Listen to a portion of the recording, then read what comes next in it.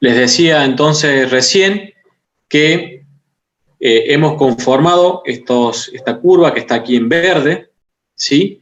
Repito, cada uno de estos valores en cada uno de estos tamices surgió como la suma de las cantidades en las cuales interviene, de acuerdo a la granulometría individual y el porcentaje que se quiere incorporar, surge el valor este, ¿sí? Lo que tenemos aquí a los costados son lo que he mencionado en varias oportunidades, los valores o los entornos propuestos por Vialidad Nacional, Comisión Permanente del Asfalto, distintos organismos, ¿sí? En este caso, en celeste, los de Vialidad Nacional del 2017, pero 2019 sigue manteniendo estos mismos valores, ¿sí? Fíjense que para lo que es 3/4 propone que debe estar entre el 83% y el 100%, la suma de nuestros dos valores es del 97%. Tomemos otro valor, por ejemplo, el tamiz 4 propone 42,60, estamos obteniendo 53, y así para cada uno del resto de los tamices.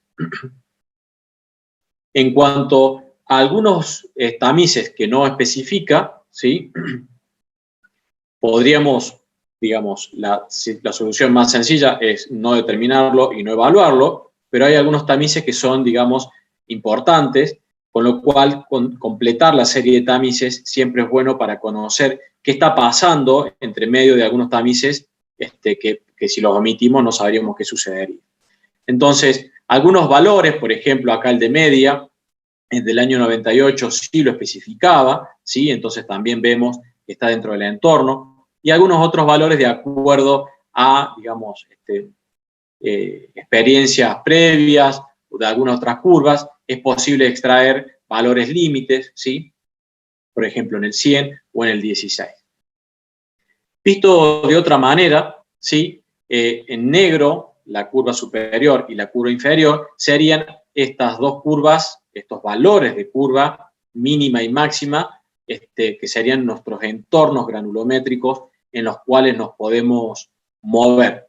Y lo que está en el centro en verde sería justamente la curva o los valores de la curva de la mezcla de los agregados, ¿sí? Que debe estar dentro de esos entornos. Fíjense que nosotros podemos movernos en cierto rango, ¿sí? De acuerdo a este orden o este rango que nos presenta la especificación. Bueno, esto es la curva granulométrica resultante, ¿sí? Ahora, entrando específicamente en lo que sería la elaboración o la determinación de la cantidad de materiales para cada uno de estos bastones con distintos porcentajes de ligante asfáltico, ¿cómo sería el procedimiento? Bien, yo les dije que se realizaban bastones con cantidades del orden de 4 probetas. Entonces, primero determinamos la cantidad de materiales para una probeta y después los multiplicamos obviamente por 4. ¿Cuánto es lo que pesa aproximadamente una probeta de las cuales se conforman? Bueno, la normativa especifica entre 1.100 y 1.300 gramos. Normalmente se trabaja con 1.200, 1.250 gramos. Si uno de los bastones que fuésemos a realizar fuera del orden del 5,1% de ligante asfáltico, ¿sí? De los 1.250, el 5,1, ¿sí? El 94,9 sería de agregados. ¿Cuánto en gramos representaría cada uno de estos? Bueno, de 1.250, el 5,1, 63,8 y la misma cuenta para los agregados, 1.186,3, ¿sí? Estas son las cantidades en gramos de asfalto para conformar la probeta y de agregados para conformar la probeta. Ahora, de esta cantidad de agregados de 1.186, el 45% corresponde a C19, que era lo que se había previsto que interviniese en la curva, ¿sí? El 45% de 1.186 son 533,8. De la misma manera, el 0,6, el 55%, 652,4, ¿sí? Entonces, estas son las cantidades totales de 6,19 y las cantidades totales de 0,6 que vamos a hacer intervenir para elaborar una probeta. Ahora, de estos 533,8 gramos del 6,19 están repartidos por las distintas fracciones que componen al material. Lo que retiene 3/4, lo que retiene media, el tamiz media, lo que retiene el tamiz 3/8, el que retiene el tamiz 4 y lo que pasa del 8. Nosotros teníamos la curva granulométrica de ese material, de ese agregado 6,19, con lo cual conocemos los retenidos de cada uno de esos tamaños, ¿sí? Entonces, el 3/4 retiene 6,2%. Es decir, que de los 533,8 tiene que haber en la probeta 6,2% del retenido 3/4.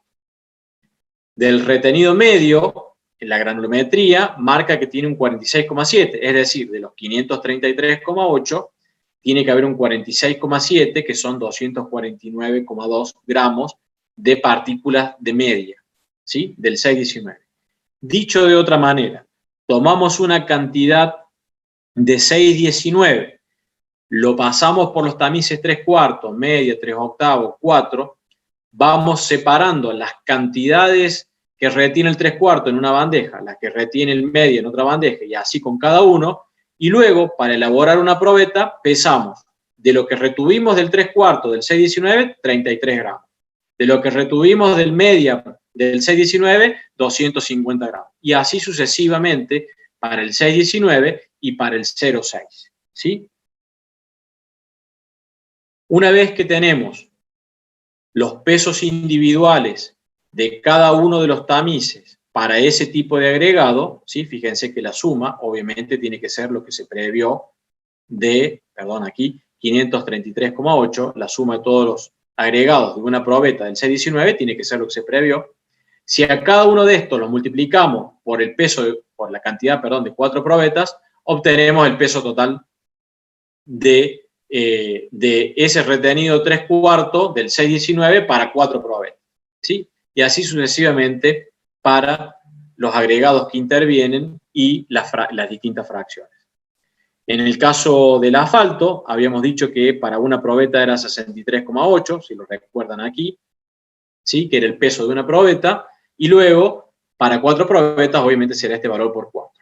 A la hora de elaborar un pastón con el 5,1% de asfalto, lo que vamos a hacer, vamos a pesar estas cantidades de 6,19, estas cantidades de 0,6 y esta cantidad de asfalto, y lo vamos a colocar en un recipiente que le va a permitir mantener la temperatura, poder incorporar el ligante asfáltico en el centro, aquí están todos los agregados, y empezar a mezclar, ¿sí?, los agregados con el asfalto de manera tal de obtener la mezcla asfáltica. Aquí está en proceso de mezclado, ¿sí? Esto lo vamos a retomar el día lunes de la semana que viene, está en proceso de mezclado, y con esta mezcla empezar a elaborar esas probetas que les he mostrado en las fotos anteriores, ¿sí? Bien, hoy vamos a dejar por acá, vamos a continuar el lunes de la semana que viene. Recuerden que hasta nuevo aviso va a ser a las 8 de la noche, producto que nos han pedido comenzar un poco más tarde. Si eso llega a modificarse, bueno, les voy a avisar por autogestión para que nos conectemos al horario normal, que es a las 7 de la tarde. Vamos a hacer como siempre, para que abran los micrófonos o el chat y hacemos las preguntas que hayan surgido de la clase de hoy. Profe, una pregunta. En la dosificación tenía una de las arenas, era arena silicia. ¿Esa es la que es resultante de la demolición del cuarzo? No, la arena silicia natural, canto rodado, extracción de cantera seca, cantera húmeda de un río. No hablamos de trituración. Ah, está bien. Justamente la han limitado a 0, producto de que tiene el inconveniente de ser canto rodado, que termina influyendo en, No sé si se está viendo la pantalla, perdón, allí. ¿Se influye en la adherencia? Influye, no, en el agüellamiento. Bien, gracias. Influye en el agüellamiento, producto de que son partículas redondeadas, ruedan una respecto de la otra en forma más fácil que una triturada, que no rueda tanto, tiene una trabazón. ¿Se acuerdan las gráficas que vimos el día de ayer? Donde teníamos el ejemplo de lo que era una partícula triturada, que tiene puntos y caras trabadas, ¿sí? Aristas trabadas. En cambio, una redondeada, eso disminuye y tiene mayor posibilidad de que una ruede respecto de la otra, con lo cual permite un desplazamiento y un acomodamiento que haría que de alguna manera la superficie, lo estoy marcando acá con el mouse, la superficie en forma exagerada de la mezcla tendería a disminuir con el consecuente agüellamiento de la mezcla. Yo les estoy hablando de agüellamiento, posiblemente alguno no tenga noción o haya visto alguna vez el agüellamiento en una calzada. Vamos a ver algunas imágenes un poco más adelante, pero el agüellamiento son aquellos efectos que se ven sobre la superficie de la calzada, que son dos hundimientos que copian el sentido de circulación, sobre todo de los vehículos pesados, los camiones, ¿sí? Y que son longitudinales a la calzada, ¿sí? ¿Cuál es el efecto que tiene eso? Bueno, el efecto que se llama efecto riel, en el cual el vehículo tiende a obligarse a conducir por esas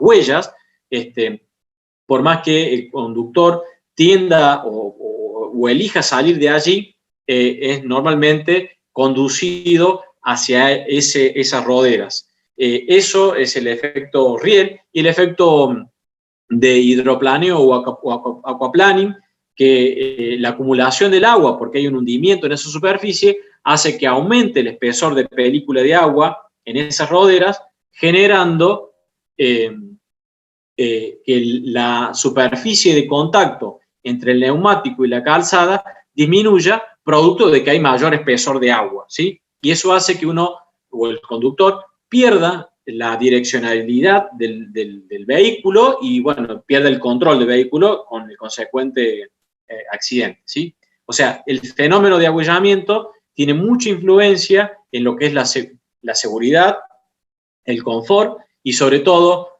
si queremos analizarlo desde el punto de vista meramente técnico del paquete estructural, la permanencia o el mayor tiempo de permanencia de agua en la superficie aumenta la probabilidad de que el agua ingrese de arriba hacia abajo en la carpeta y en las capas que están por debajo, y esa presencia de agua provoca, digamos, una menor adherencia entre los agregados de la carpeta asfáltica y también tiene influencia en las capas que están por debajo. Lo vamos a dejar acá en cuanto a las capas que están por debajo y lo vamos a retomar cuando veamos método ASTO para cálculo de pavimento.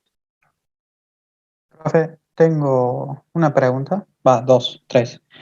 La primera es, los gráficos, supuestamente tenemos que sacar una muestra en la vida real y ver los gráficos de densidad, de todo eso, de vacíos, etc.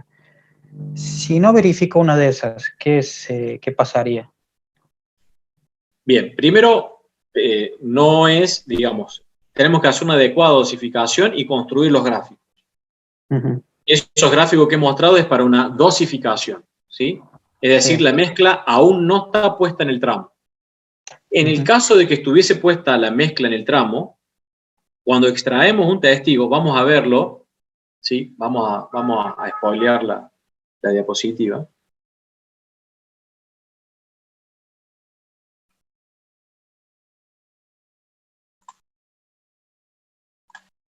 Cuando extraemos un testigo, no sé si se está viendo allí, sí, del tramo, este testigo tiene las características de la mezcla que se ha dosificado en laboratorio y, a su vez, la realidad de lo que se ha logrado de densificación a través de los equipos de compactación que veíamos, rodillo neumático y rodillo liso, que lo mostraba ayer, ¿sí? Entonces, de este testigo se van a medir espesores, se van a medir densidades a través del peso y del volumen que tiene este testigo, de la misma manera en que lo hacemos para la dosificación, pero hay algunos otros parámetros que con el testigo no vamos a determinar, por ejemplo, estabilidad, fluencia, etcétera, ¿sí? Se hacen otras determinaciones. O sea, quiero hacer la salvedad que no es lo mismo las 6 gráficas para la dosificación que para la evaluación de un testigo. No sé si se aclaró eso. Sí. Y en cuanto a la pregunta que decía, que qué pasa si este testigo no tiene la densidad que fue proyectada en laboratorio y el espesor que no fue proyectado por el calculista, si esas dos condiciones y algunas otras más no se dan, existen penalidades para la empresa constructora que lo está elaborando, que están siempre dados en el pliego, que especifican que de acuerdo a cuánto no haya cumplido con alguno de esos requisitos, por ejemplo, si la densidad era 2,4, pero obtuvo 2,35, bueno, hay un 0,05, entonces ese 0,05 se traduce en tanto de dinero, en plata, que esa penalidad va a ser aplicada a la empresa. Lo mismo sucede con el espesor. Pero hay un cierto valor límite, es decir, yo no puedo, si esto estaba proyectado en 5 centímetros, colocarle 2 o colocarle 1, porque obviamente que no va a garantizar las condiciones estructurales para las cuales se lo ha diseñado. Entonces, en esas situaciones, tanto en espesor como en densidades, por ejemplo, o en cantidades de ligante asfáltico, que vamos a hablar un poco de eso, como le dije recién, estamos spoileando el final, pero en cuanto a las cantidades de ligantes asfálticos, podría ser, y de hecho se hace, no en la cantidad de veces que se debería hacer, pero se pide la demolición y el retiro de una superficie de carpeta si no cumple con lo especificado. Bueno, y una segunda pregunta. Con las gráficas de las huellas, que había distintos materiales, un convencional creo y uno con caucho. El Sí. caucho, cuando le insertamos caucho, ¿puede ser que sea más eficiente o es al revés? Sí. Se deforma menos, en teoría. Y la deformación final y la curva, la pendiente de la curva, para mezclas que poseen asfaltos modificados con polímero, son menores las deformaciones finales y son menores las pendientes, ¿sí? Tiene un mejor y alto, digamos, rendimiento en cuanto al abollamiento cuando se elaboran este tipo de mezcla con esos asfaltos, ¿sí? De todas formas, como siempre, este comportamiento tiene que estar de acuerdo a la solicitación. A ver, yo puedo colocar un hormigón H50 en una vivienda unifamiliar de una planta, sí, lo puedo hacer, pero obviamente que la resistencia característica va a estar sobrada para la solicitación. ¿Se entiende? Con un hormigón, con una resistencia característica menor lo hubiese logrado. Acá es lo mismo. Si yo coloco una mezcla asfáltica con asfalto modificado en un pavimento urbano de un barrio residencial donde el tránsito pesado no existe o es muy poco, y la verdad que, como se dice en la jerga, es más caro el collar que el perro. Pero si estamos hablando de mezclas asfálticas de alta o de pavimentos que tienen altas solicitaciones de tránsito pesado, esfuerzos tangenciales, como por ejemplo, aquí tenemos algunos ejemplos, Plaza España, Chacabuco, Bedoya en Alta Córdoba, bueno, algunos otros se han utilizado mezclas asfálticas con asfalto modificado con polímero, ¿sí?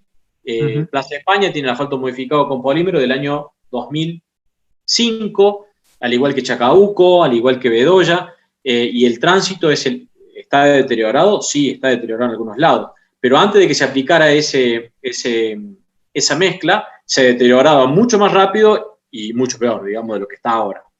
También tenemos un asfalto modificado con una mezcla asfáltica particular, específica, que está colocado en el viaducto que está al frente del Kempes, del Estadio Kempes, en lo que es la circunvalación. O sea, donde empieza lo que es puente hasta el pasaje por debajo de la Mujer Urbana, todo ese puente tiene un microconcreto discontinuo en caliente, un MAC F10, con asfalto modificado con polímero SBS, ¿sí? Eso tiene unas ciertas características particulares que se han diseñado para ese tramo, pero sí tenemos experiencia de mezclas asfálticas con asfaltos modificados en la ciudad. Gracias, se entendió. Bueno.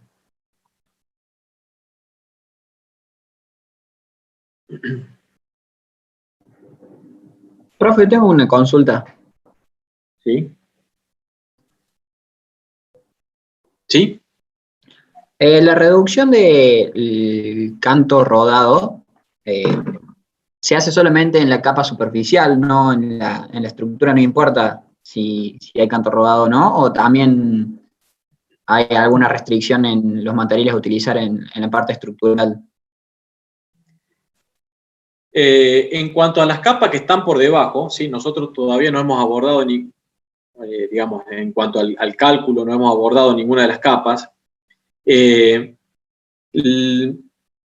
La deformación o la deformación plástica permanente, al igual que lo sufre la mezcla asfáltica, también lo sufren las capas que están por debajo.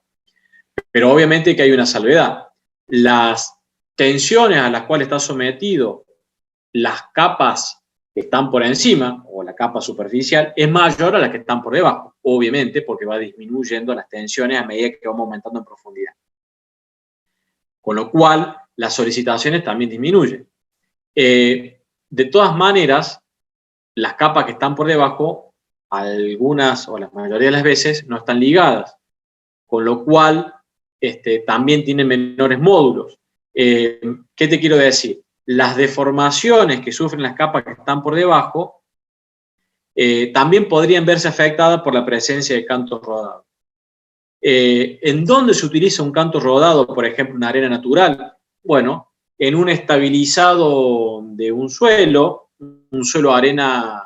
seleccionado arena, ¿sí? Pero normalmente son capas de mejoramiento de subrasante o de subbase. No sería el caso porque no lograrías un CBR mínimo de 80, ¿sí? En una capa de base. En una capa de base ya deberías pensar en un agregado triturado, sí o sí, para que tenga una mayor trabazón y a la hora de poder ensayarlo, permita obtener un comportamiento estructural acorde o mejor. Ustedes no me están viendo, pero yo estoy hablando del CBR, y el CBR es un parámetro bastante viejo y que la mayoría de los métodos de cálculo tienden a no utilizarlo más. Es tan difundido durante tantos años y ha tenido tantas correlaciones con otros parámetros que, bueno, seguimos hablando de CBR y acá no abordamos otros métodos, ¿sí? Pero para poder lograr ese comportamiento estructural en cuanto a CBR, en cuanto a deformaciones y en cuanto a estos otros parámetros que te decía recién que no los estoy mencionando, muy probablemente necesites de incorporar materiales triturados y obviamente obviar el material redondeado. Buenísimo, muchas gracias. Bien, con respecto a la pregunta de los valores de 45% y 55% en los cuales se han intervenido, esos valores, primero, en cuanto a la fórmula, sí, son verdaderas. Esa curva granulométrica, la vuelvo a la que estábamos viendo anteriormente. Estas curvas, estos porcentajes intervenientes y esta curva resultante ha sido utilizada en los prácticos de los años anteriores, ¿sí? O sea, esta granulometría es de los agregados 619 que había disponible en el laboratorio, lo mismo el 0,6, se hizo intervenir en estos porcentajes, se obtuvo esta curva. Esta creo que es del año pasado, se obtuvo la curva y se hizo la dosificación tal cual lo estoy mostrando, ¿sí? Estos porcentajes, creo que preguntan, a ver un segundito que vuelvo a ver el chat.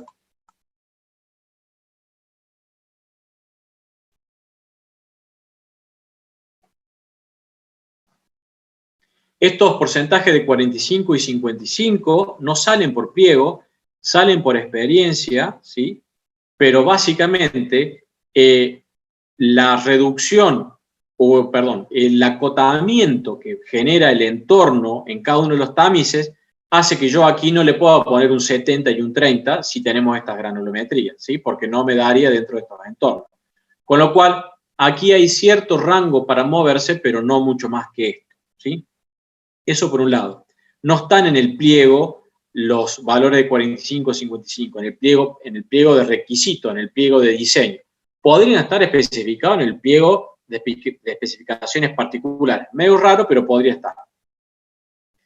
Y en cuanto a dividir por tamices para el armado de las probetas, hay que hacer una diferencia. Estamos en el proceso de diseño de la mezcla. Estamos diseñando la mezcla. En los laboratorios de investigación, de control y de pie de obra se realiza de la misma manera, o aproximadamente de la misma manera. En la elaboración de la mezcla, como les mostraba en la planta, ¿sí? En la elaboración de la mezcla se realiza de acuerdo a la calibración de la planta, no se realiza de acuerdo obviamente que se hacen las granulometrías y demás, pero se calibran las plantas, las tolvas, las velocidades y demás. Y se hacen controles de que lo que está mezclando la planta sea de acuerdo a lo que se ha previsto en el diseño de la mezcla. No sé si me expliqué a Damián, que había realizado la pregunta, esas dos preguntas.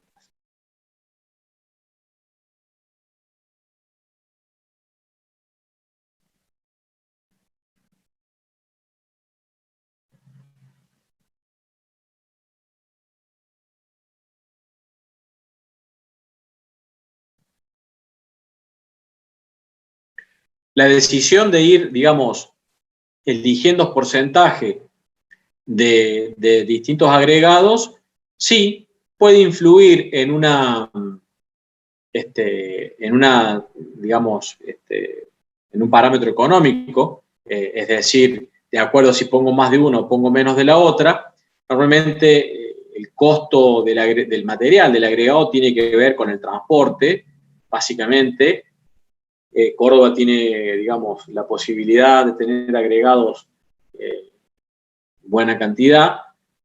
Por ejemplo, el asfalto tiene un costo de transporte mayor que viene de destilerías que no hay en la provincia, ¿sí? Están en otras provincias. A su vez, provincias que tienen menos agregado, por ejemplo, Buenos Aires, bueno, tienen un costo de transporte un poco mayor.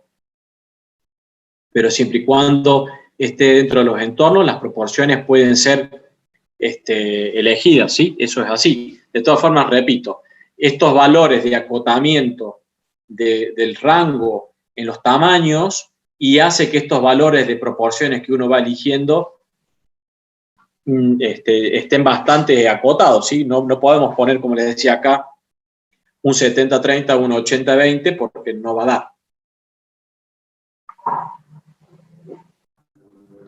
Profe, ¿y sería muy conveniente no ir cerca de los bordes de esos valores mínimos y máximos? Porque la precisión que tienen en la producción puede no ser 100% precisa, digamos, van a tener un error, el cual deberíamos tener en cuenta que no se dé. Sí, eso desde un punto de vista del análisis de estar entre medio de los dos valores sería lógico, pero yo les hice un comentario que más allá de lo que podamos obtener con los resultados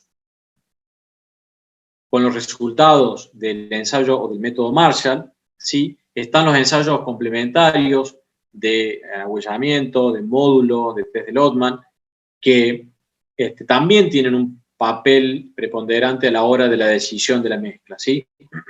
Esto, nosotros podemos estar en el medio perfectamente de estos entornos y a la hora de analizar, no sé, el módulo o el agüellamiento, vemos que da peor que si estos valores estuviesen más del lado de la derecha del máximo o de la izquierda del mínimo, ¿sí?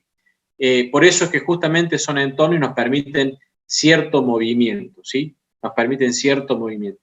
Sería de suponer que estando en el medio sería la condición ideal, pero justamente existen los ensayos complementarios para poder verificar esta situación.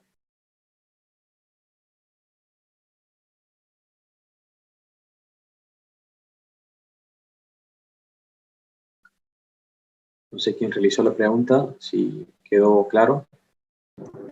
Sí, quedó claro. Bien, ¿alguna otra consulta más?